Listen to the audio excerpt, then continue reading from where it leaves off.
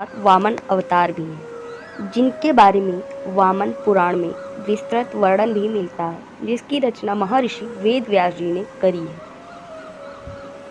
आज हम लोग जानेंगे कि आखिर भगवान विष्णु ने वामन अवतार क्यों लिया और क्या है इसके पीछे की वजह। अपनी धर्म और संस्कृति के लिए क्यों जरूरी था वामन भगवान का अवतार लेना।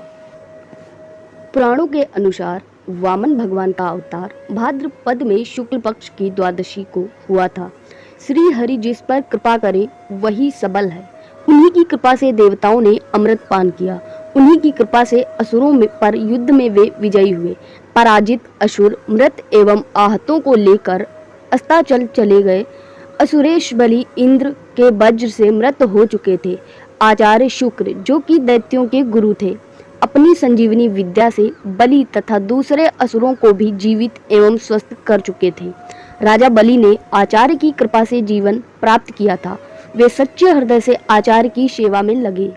शुक्राचार्य प्रसन्न हुए। उन्होंने यज्ञ कराया। अग्नि से दिव्य रथ, अक्षय श्रोण, अभेद्य कवच प्रकट हुए। आसुरी सेना अमरावती पर चढ़ दौड़ी। इंद्र ने देखते ही देखते समझ लिया कि इस बार देवता इस सेना का सामना नहीं कर सकेंगे। बलि ब्रह्म तेज से पोषित थे। देव गुरु के आदेश से देवता स्वर्ग छोड़कर भाग गए। अमरधाम असुर राजधानी बना।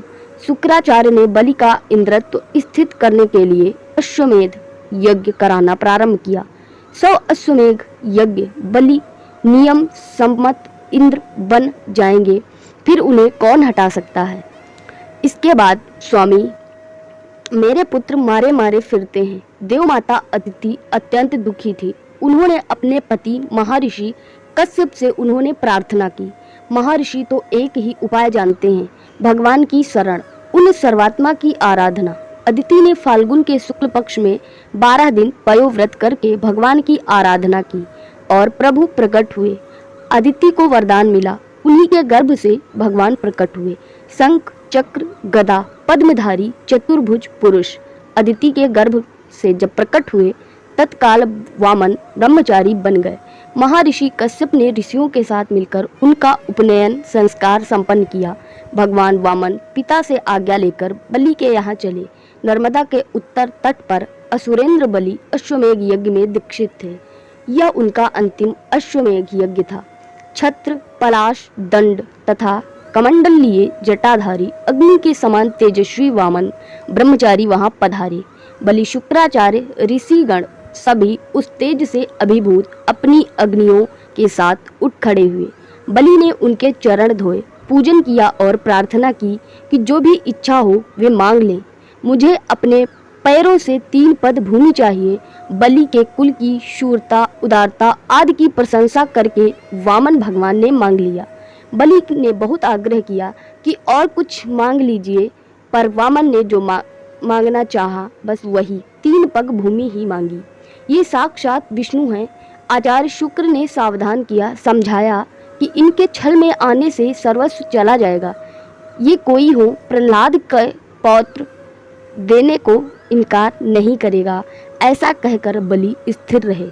आचार्य ने ऐश्वर्य नाश का शाप दे दिया। बलि ने भूमिदान का संकल्प किया और वामन विराट हो गए। एक पद में पृथ्वी, एक पद में स्वर्ग आदि लोक तथा शरीर से समस्त नभ व्याप्त कर लिया। उनका वाम पद ब्रह्मलोक से ऊपर तक गया। उनके अंगुष्ठ नख से ब्रह्मांड का आवरण तनिक टूट गया। ब्रह्म द्रव वहां से ब्रह्मांड में प्रविष्ट हुआ। ब्रह्मा जी ने भगवान का चरण धोया और चरणोदक के साथ उस ब्रह्म द्रव को अपने कमंडलों में ले लिया। वही ब्रह्म द्रव गंगा जी बना। तीसरा पद रखने को स्थान कहाँ है? भगवान ने बलि को नरक का भय दिखाया।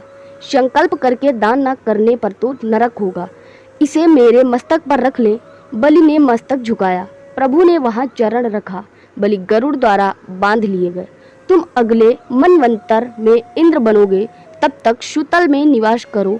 मैं नित्य तुम्हारे द्वार पर गदापाण उपस्थित रहूंगा। दयामय द्रवित हुए प्रहलाद के साथ बलि सब असुरों को लेकर स्वर्गादि ऐश्वर्य संपन्न सुतल लोक में पधारे। शुक्राचार्य ने भगवान के आदेश से यज्ञ पूरा किया। महेंद्र को स्वर्ग प्राप्त हुआ। ब्रह्मा जी ने भगवान वामन को उपेंद्र पद प्रदान किया। वे इंद्र के रक्षक होकर अमरावती में अधिष्ठित हुए।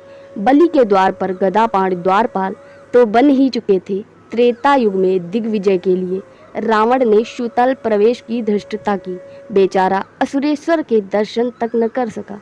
बलि के द्वारपाल ने पैर के अंगूठे से उसे रोक दिया। वह पृथ्वी पर 100 योजन दूर लंका में आकर गिरा था।